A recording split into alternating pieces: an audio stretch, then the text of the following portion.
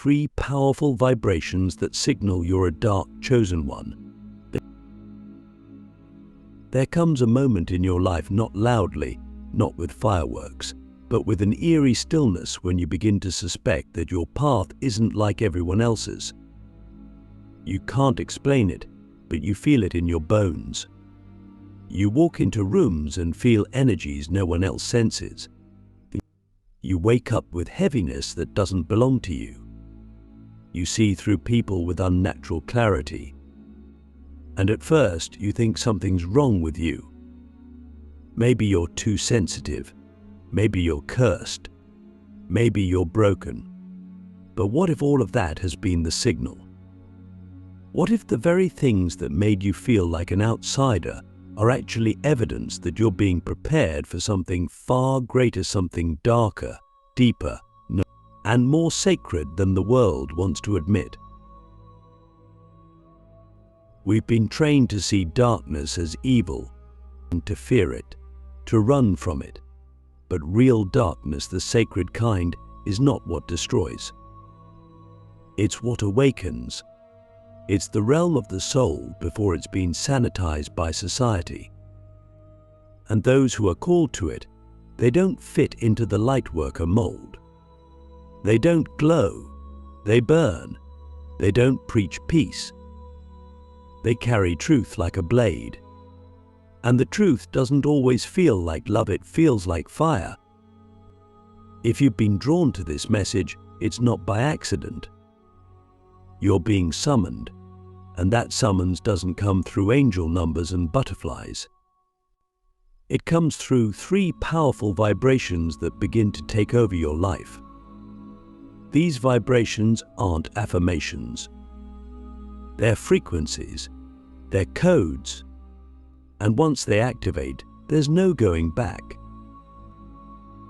Click subscribe to this channel to get more profound spiritual lesson.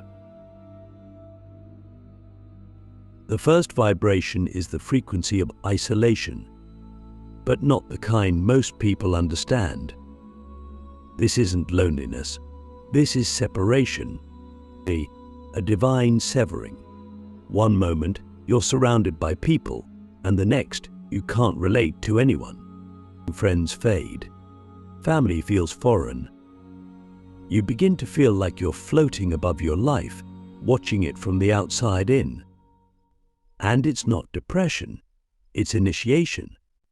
You're being pulled out of the collective field so you can hear something deeper. You're being stripped of attachments so that your soul can remember its original signature. The dark chosen are not born within the crowd. They are forged in the void.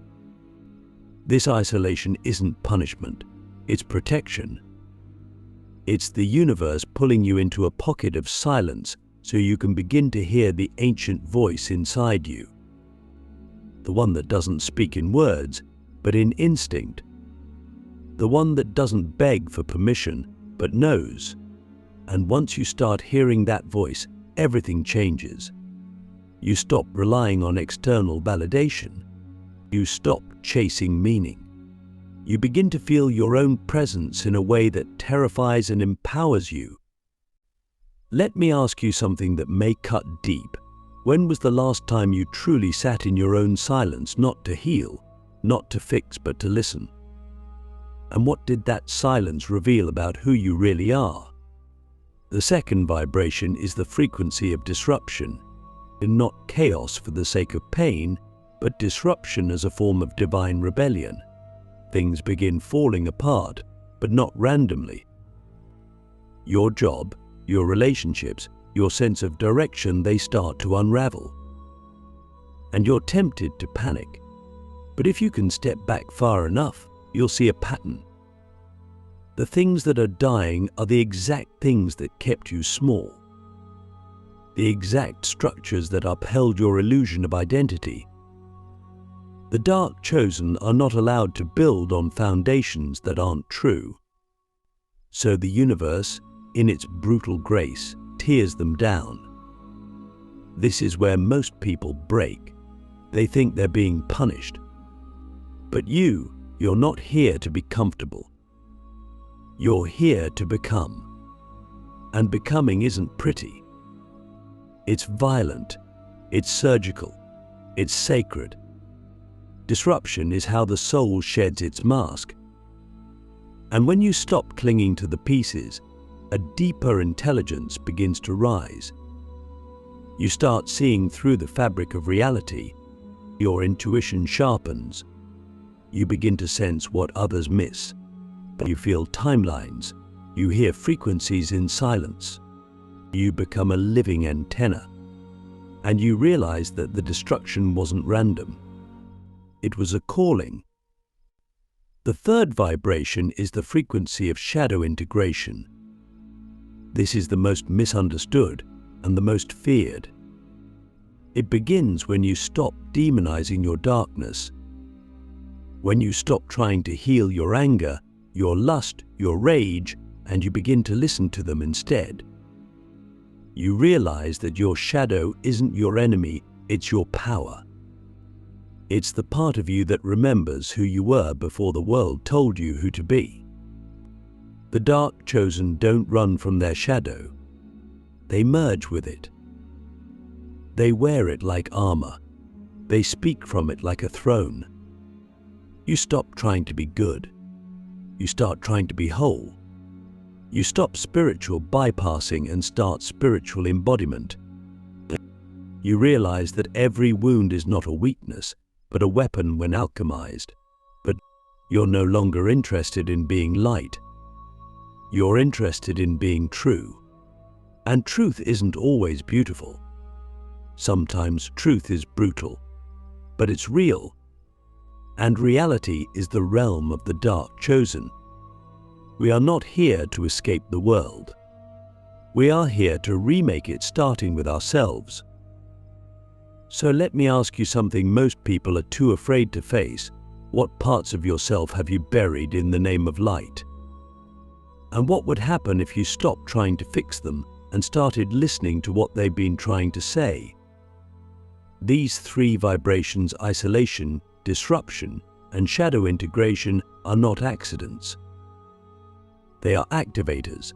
They are the signs that your soul is no longer content with comfort, so that you are being called into a deeper contract, that you are, in fact, a dark chosen one.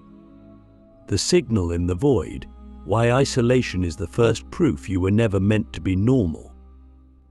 It always begins in the silence, not the kind you choose, but the kind that chooses you. The kind of silence that creeps in slowly, pushing people away, pulling you inward, breaking your old rhythms. You find yourself sitting in a room full of people and feeling completely alone. You try to connect, but the words don't land.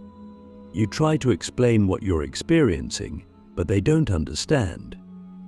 So eventually you stop talking. You stop reaching. You retreat, not out of fear, but because you know something is shifting, something ancient, something irreversible, and that something is calling you out of the crowd and into the void.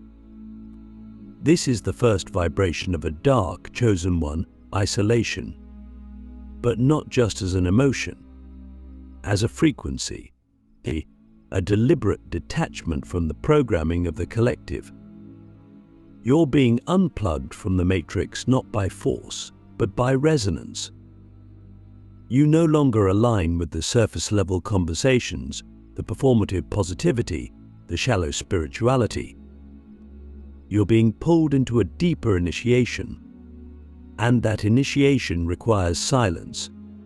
It requires solitude, because only in the quiet can you hear the original voice of your soul, the one that's been buried under years of conditioning.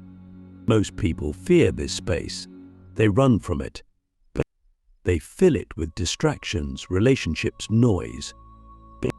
But the dark chosen are designed to withstand the void. In fact, we're forged by it. Because in the stillness, something extraordinary happens. You begin to remember, not through thoughts, but through sensation, and through knowing, through flashes of ancient memory that have no words. You start to see that the silence isn't empty, it's full of codes, full of guidance, full of answers you didn't even know you were asking for. You start noticing how you've shape-shifted your entire life just to be accepted, but how you've dulled your edges to avoid rejection, how you've kept your truth in a cage to not make others uncomfortable. And suddenly, all of that feels unbearable. You can't go back to pretending. You can't unknow what you now feel. And that's when the real reckoning begins. Because now, you're not just isolated, you're being reborn. This is where the second layer of the vibration kicks in, the identity disintegration. Your personality starts to dissolve. Not dramatically, but piece by piece. What used to excite you now feels hollow. The goals you once chased now feel meaningless.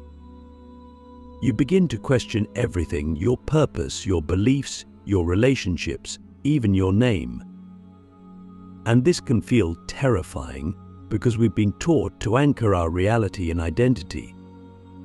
But the dark chosen don't anchor. We float. We dismantle. Because only after the unraveling can the deeper self emerge. But let me ask you something that might sting. Who would you be if you dropped every label you've ever identified with? If you weren't a healer, a leader, a survivor, a seeker, what would be left? Would you feel lost? Or would you feel free? The truth is, isolation strips away everything that isn't essential. It's not a punishment, it's a purification. You're not being abandoned, you're being distilled, refined into something sharper, clearer, more dangerous to the illusions of the world. Because once you've sat in the void long enough, you start to see through things. You start to feel the undercurrents beneath people's words. You begin to know things you were never taught. This is not imagination. This is activation. And here's what most people will never tell you. The void is intelligent. It's not just a phase to get through, it's a living intelligence that communicates in symbols, patterns, synchronicities. It rearranges your life internally and externally until only truth remains. The people who leave your life during this time, that's the void clearing the clutter. The job you suddenly can't tolerate anymore. That's the void rejecting what no longer matches your frequency. The confusion you feel, that's the void dissolving your false clarity so real vision can take its place. The more you resist it, the more painful it becomes. But the more you surrender, the more powerful you become. Because this isolation is not just about solitude, it's about sovereignty. You are being taught how to stand alone, not as a victim, but as a vibration. Not as someone left behind, but as someone called ahead. You are not being removed from the world. You are being rewired for a new one. And when you emerge, because you will, you'll no longer need the approval of others to feel whole. You'll no longer dilute yourself to be digestible. You'll speak, and the world will feel it. Not because you're loud, but because you carry silence like a blade. You'll walk into rooms and destabilize falsehoods with your presence alone. You'll become a mirror that others either run from or awaken through. So the next time you feel that ache of isolation, don't fight it. Sit with it. Let it speak. Let it strip you. Let it initiate you. Because if you're hearing this now, it's already begun. You are not broken. You are becoming. And the void is not your enemy. It's your origin. And the fire within the fall, when destruction is the universe clearing your path to power. There comes a stage in every dark, chosen one's journey that feels like your entire life is collapsing in slow motion. Everything that once held you together begins to fall apart: your job, your relationships, your sense of direction. At first, it feels like sabotage, like everything is working against you.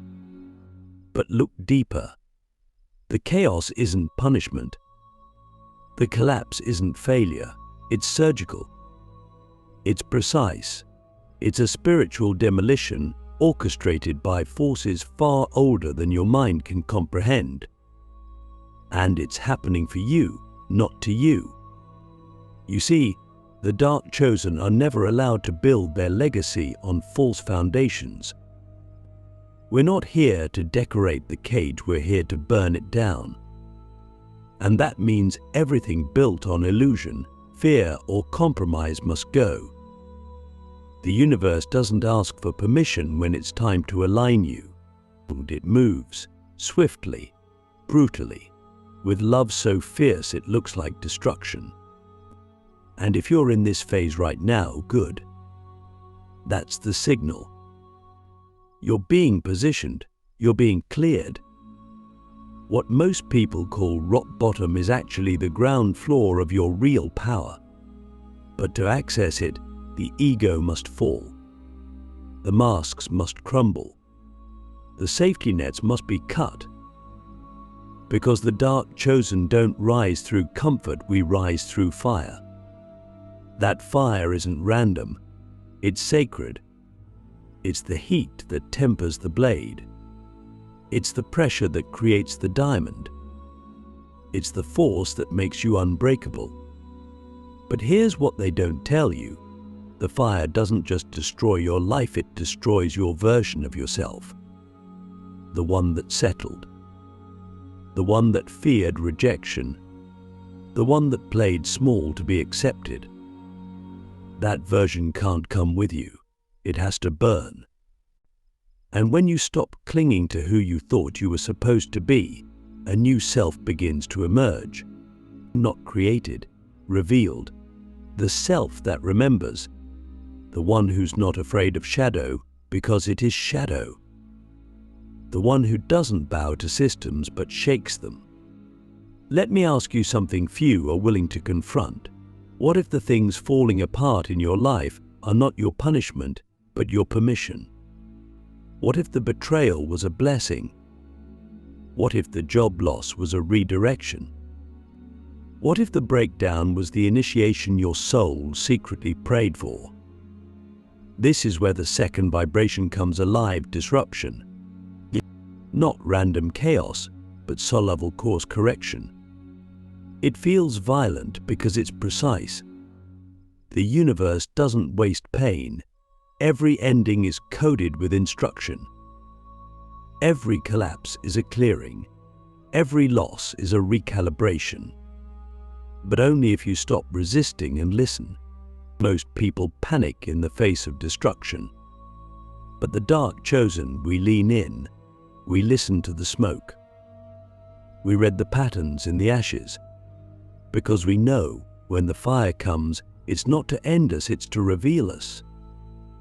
This is the moment when you start seeing with new eyes. You realize you never needed what you lost. You realize the life that just fell apart was too small for who you're becoming. You realize the pain wasn't the enemy, it was the door. And now, standing in the ruins, you begin to feel something stir inside you. A power, a clarity, a rage that isn't destructive, but directive. You're not just surviving anymore. You're claiming, you're not asking, you're commanding. And that's when you become dangerous not to others, but to illusions, to systems built on lies, to energies that prey on obedience. You walk through the world like you've already died once because you have. And now you're living from a place no one can touch. You speak with the authority of someone who's met the void and didn't flinch. So the next time your life burns down, don't ask why me. Ask instead, what is this clearing space for? Because something ancient is rising from those ashes. Something sovereign. something sacred, something you, entering the shadow temple, how owning your darkness unlocks unstoppable power. This is the part of the journey most never reach. They turn back at the fire. They run from the silence. They cling to what's familiar, even if it's killing them. But you didn't come here to be safe. You came here to remember. And now, in the aftermath of destruction, in the hollowness of the void, there's only one place left to go inward. Not toward light, but into shadow. Not to escape your darkness, but to enter it completely. And this is where you discover the final vibration, the sacred power of integration. That you step into the shadow temple, not because you're lost, but because you're finally ready to see. Ready to face the parts of yourself you've been taught to suppress: your rage, your lust, your ambition, your jealousy, your hunger for power. These are not flaws. They are aspects. They are energies waiting to be reclaimed. You were told they made you unworthy. But that's a lie designed to keep you tame. The truth is, your darkness is where your real self has been hiding all along. The dark chosen one doesn't seek purity. We seek wholeness. We understand that light without shadow is an illusion. That love without boundaries isn't love, it's self-erasure. That peace without power is just passivity. You begin to see that your shadow isn't a monster under the bed. It's your original self, unfiltered, unashamed, unafraid. And when you stop fighting it, when you embrace it, you unlock a source of energy that cannot be faked or forced. It doesn't come from books or gurus. It comes from you. This is the moment when you stop trying to be good. You stop trying to be understood, liked, admired. You stop performing healing and start embodying truth. You don't care if people misunderstand you because most of them are still lying to themselves. You don't shrink for anyone. You don't explain your power. You live it, quietly, fully, fiercely. And now people feel you differently. They sense something ancient in your presence, something terrifying and magnetic. They don't know what it is, but they feel it. It's your integration, your refusal to disown any part of yourself. You're no longer split between your light and your dark. You are whole, and wholeness is the most dangerous vibration on earth because it cannot be controlled. Let me ask you something that goes deeper than any affirmation. What parts of yourself have you been taught to fear? And what would happen if you stopped fearing them and started feeding them the right purpose? That's the final alchemy. You don't just accept your darkness. You assign it. You give your rage a mission. You give your lust a direction. You give your ambition a sacred blueprint. You don't kill your ego, you train it. You don't transcend your pain, you weaponize it for truth. And now, every part of you is on the same team. No more inner war. No more fragmentation. Just you unified, undivided, unstoppable. This is the secret of the dark chosen ones. We didn't ask to be this way. We were made this way. Through fire, through silence, through collapse. And now we walk differently, not above others, but through them, mirroring what they don't want to see, awakening what they forgot they had. We are not here to save the world. We are here to shock it back to life. We are the sacred disruptors, the shadow priests, and the system breakers. And we carry a frequency that cannot be faked, the vibration of someone who has met their own darkness and bowed to no one. So, if you've felt it, if you've lived the silence, endured the fire, and started to reclaim the parts of you that once scared you, then it's time. Time to stop hiding. Time to stop seeking. Time to step fully into the archetype you were born for. Not to be accepted, but to become the storm. You are not broken. You are not lost. You are not too much. You are chosen. Now walk like it.